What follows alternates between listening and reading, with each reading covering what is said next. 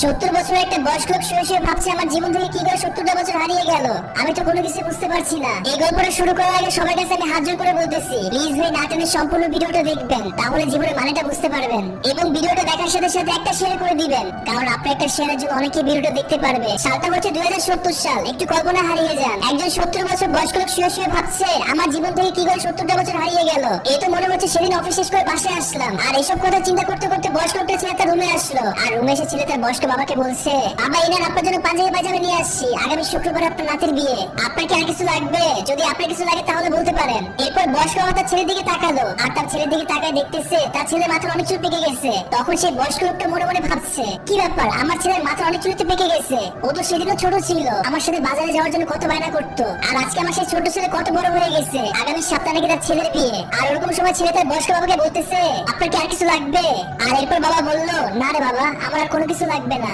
যখন ছেলে তার বাবার রুম থেকে চলে যাচ্ছিল, তখন বাবা তার ছেলেকে বলতেছে, এইটা এক কাজ কর, তোর ছেলেকে আমার রুমে একটু পাঠিয়ে দে, ওর সাথে একটু গল্প করি, একা একা থাকতে ভালো লাগে না রে। এরপর ছেলেটা বলতেছে, আচ্ছা ঠিক আছে, আমি আমার ছেলেকে তোমার রুমে পাঠিয়ে দিতেছি বাবা। এটা বলে ছেলে তার বাবার রুম থেকে চলে গেল। এরপর সে বয়স্ক লোক আবার ভাবা শুরু করলো, বারবার নিজের শরীরের দিকে তাকাচ্ছে আর ভাবছে, আমার শরীরটা তো কিরকম হয়ে গেছে, চামড়াগুলো ভাঁজ খেয়ে গেছে। আরে ভাই একটু দাঁড়ান, আপনি কই দিকে ভিডিওটা দেখতেছেন একটু কমেন্ট করে বলে যাবেন, তাহলে আমার কাছে ভালো লাগবে।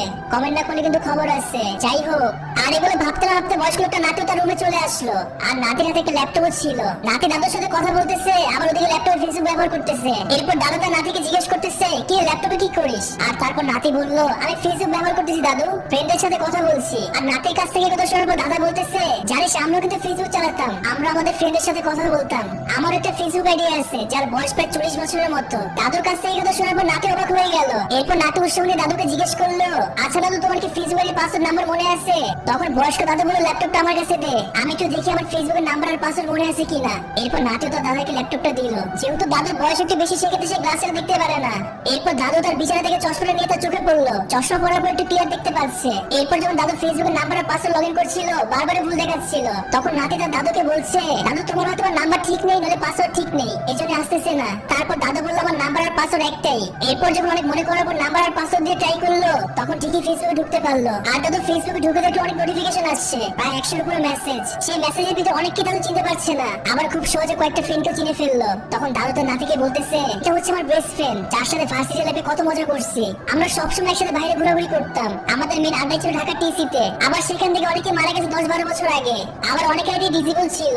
এরপর দাদু হঠাৎ করে তার বইয়ের কথা মনে হলো, আর আস্তে আস্তে দাদু ইনবক্স চেক করার পর দেখতে পেলো ইউনিভার্সিটি লাইফে তার বইয়ের সাথে এসএমএস, কারণ তারা একই ইউনিভার্সিটি পড়াশোনা করতো, আর তারা ভালোবেসে বিয়ে করছিল। দাদুর সাথে দাদুর একটা ভার্সিটি লাইফের ছবি ছিল, আর সেই ছবি দাদু তার নাতিকে দেখাচ্ছে।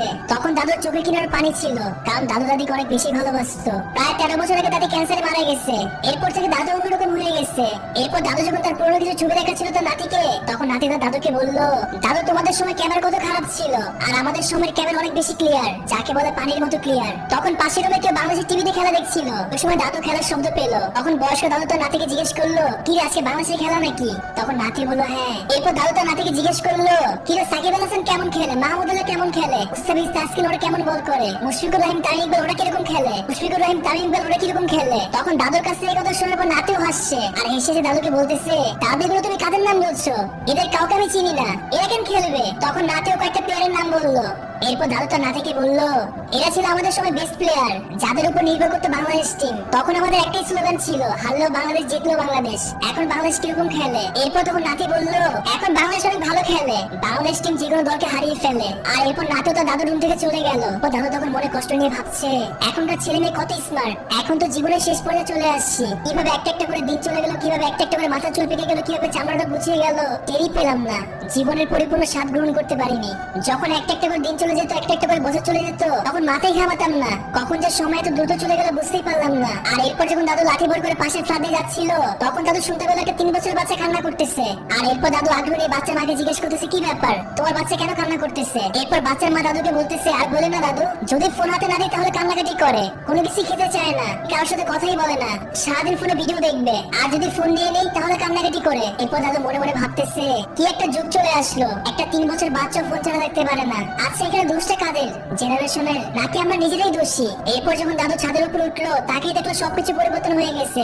আর তখন সে বয়স্ক লোক সে খোলা আকাশের নিচে দাঁড়িয়ে দাঁড়িয়ে বলতেছে, আমি এই দুনিয়া এখনো বাঁচতে চাই। যে সময়টা আমার জীবন থেকে চলে গেছে সেই সময়টা আমি তোমার কাছে ফেরত চাই আল্লাহ। কিভাবে আমার জীবন 70 বছর পার হয়ে গেল। দাদুর মাথায় তখন একটা কথাই ঘুরপাক খাচ্ছিল। এইখানে কি বুঝে গেল জানেন? একটু লক্ষ্য করে দেখবেন, এই শুক্রবার থেকে এই শুক্রবার কত স্পিডে চলে যায়। আপনি ধরতে পারবেন না কবে 7 দিন পার হয়ে গেছে। কিন্তু একটা বার কি চিন্তা করে দেখছেন, এই যে এত দ্রুত সময় পার হয়ে যাচ্ছে, আপনার জীবন থেকে খুব দ্রুত হায়াত কমে যাচ্ছে। এটা হয়তো আপনি আমি এখন বুঝতে পারবো না। যখন আমাদের অনেক বয়স হয়ে যাবে, যখন আমরা এই বয়স্ক দাদার মতো রিয়েলাইজ করবো আমাদের জীবন থেকে কিভাবে এতগুলো দিন হারিয়ে গেল, তখন আমরা বুঝতে পারবো সময়ের মূল্য। এখন অনেকে দুষ্টুমি চলে ভাবতে পারে 2070 সাল কিভাবে চলে গেল। এখানে যে কথাগুলো আমি বলেছি সেগুলো কল্পনায় বলেছি।